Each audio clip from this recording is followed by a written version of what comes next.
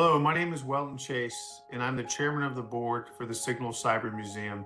Today, I'd like to just explain a little bit about what the Signal Cyber Museum is trying to accomplish here in Augusta, Georgia. You know, the Signal Corps had a museum on Fort Gordon. That museum no longer exists. And as Fort Gordon has become Fort Eisenhower, the Signal Regiment and the Cyber Regiment no longer have a museum for us to keep the stories that were recorded across history for so many units. So why is that important? It's important because those stories capture the essence of innovation.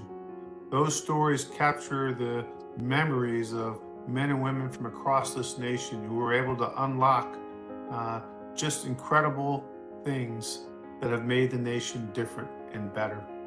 And you think about everything from the airplane to radar to weather. There are very few things that are in our lives today that the U.S. Army Signal Corps didn't have a part of.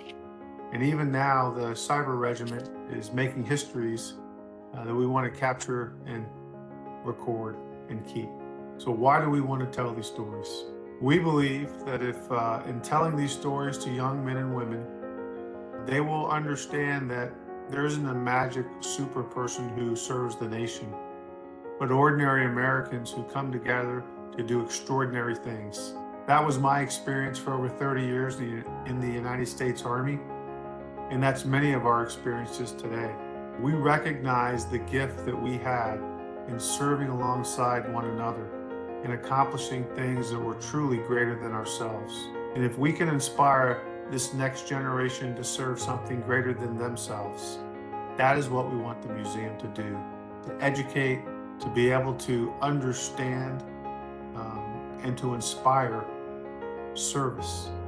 Service at the local level, service at the state level, service at the national level, but service and giving back to something larger than oneself. Those are the lessons that we took away from serving in the regiment.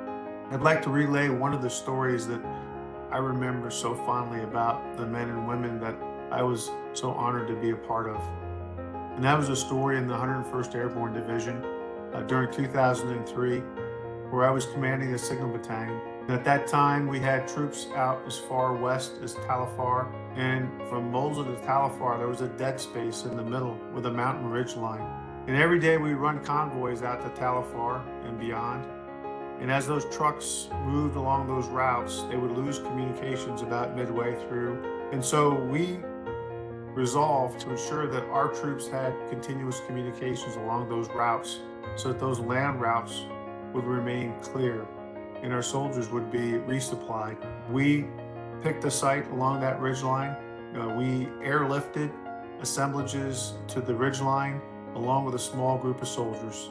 And we set up a retrans station that would enable communications as our troops moved from Mosul out to Talifar. I tell you this story because one day I'm sitting in the command post waiting for General Petraeus to come in and do the nightly brief, and the Air Defense Commander comes in and he's looking pretty dusty. And he walks in and he grabs me by the hand and says, "Thank you."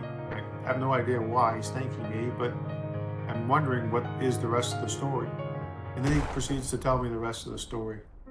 He was leading a combat logistics patrol from Mosul out to Talifar, and about midway out, he was involved in an ambush where the enemy had blew up his vehicle. And when they blew up his vehicle, his radios were blown out and they didn't work. And they were subsequently engaged by small arms fire in a complex attack. This battalion commander dismounted with his soldiers, and all he had was a handheld radio device on his lapel. He was able to get on that handheld radio device, squeeze the microphone, and that signal routed to that mountaintop and that retrans, and it went back to the main command post. And in that call for assistance in the Rapid Reaction Force, which was dispatched, they defeated that enemy assault, and his soldiers came back alive. And he was thankful. And I can tell you there's a lot of innovation that had to occur to keep that site operational. It was very difficult to get to. It was inaccessible by road, and we had to airlift in quite a bit of supplies and ammunition, and that site came under attack. But the men and women who endured in that site saved the lives of those soldiers. And I'm very proud to be able to tell you that story today And I'm very proud to tell you that they accomplished many things in that time. And it's just one of the stories of the many, many stories that exist that I believe need to continue to be told to our young men and women today. Great stories, inspiring stories, and stories that I think will really help our young men and women realize that those that have come before them, like those that have come before me, have enabled me to live in a great country. And I hope that you and those that you know will support the Signal Cyber Museum so that we can continue to tell those stories and inspire the next generation to serve. I can't wait to see the day when we do the ribbon cutting right outside of Fort Eisenhower and we're able to bring families in to look at the artifacts and to hear those stories. And the ones that we don't know about because they're sitting in your foot lockers, in your memoirs, and that still need to be told.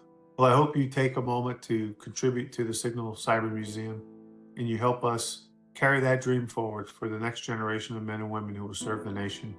And I thank you for all of those who have already contributed to the Museum Society. It's a story worth telling. It's a mission worth carrying on. And I hope that each of you listening to this message tonight will join us. Thank you.